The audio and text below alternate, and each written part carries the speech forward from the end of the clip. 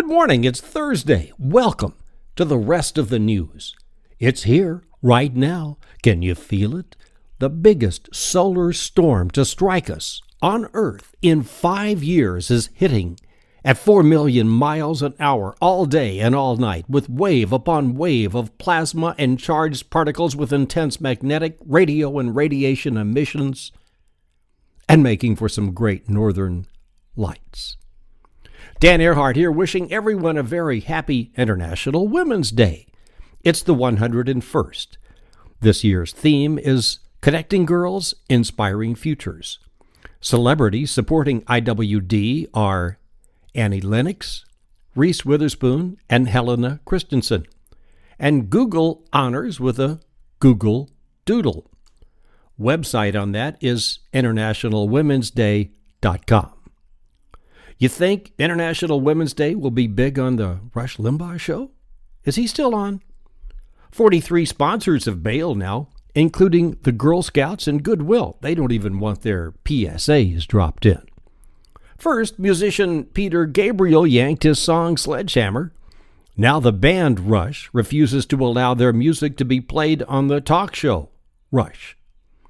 A professor of communication at LaSalle University in Philadelphia says the depth and breadth of the reaction is something new for Limbaugh. It was never close to anything like this when he criticized the NFL and Donovan McNabb, although he did lose his gig at Monday Night Football.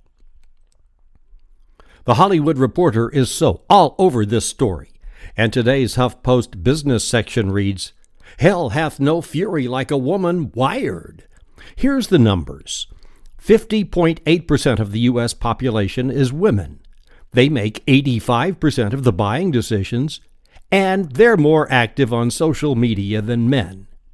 The article advises advertisers to get their sea legs with that.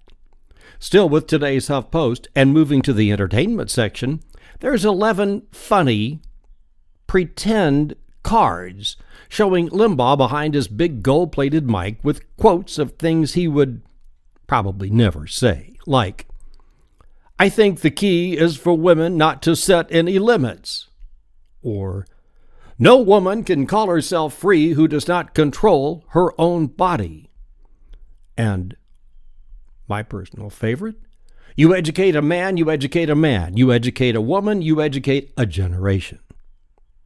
Well, we got the iPad yesterday. Not the iPad 3 or iPad HD, just the iPad. Apple is dropping the number system, and the new Retina display is said to be stunning. Still $4.99 for Wi-Fi, and the American commander of the International Space Station wants one. Or 3, the Americans don't have any, but the Russians on board do. They have 2. How bad was it? Did we liberate Osama bin Laden from a fate worse than death? Listen up, fellas. Here's one for all of us on this International Women's Day. It just got out of hand. 28 people lived in the house. 3 wives, 8 children, and 5 grandchildren. 3 wives, 8 children, and 5 grandchildren. Osama shared his bedroom on the top floor with his favorite wife, who was also the youngest. Then the second wife stayed down the hall in the computer room. That worked out okay for a while, but then early last year, the oldest wife showed up and moved in, 1 flight down. And it was a total nightmare from then on, said to be just unimaginable torture. That's it. That's the rest of the news for Thursday. Happy birthday to Lester Holt of NBC. Don't let the plasma charged particles get you. Until tomorrow, this is Dan Earhart.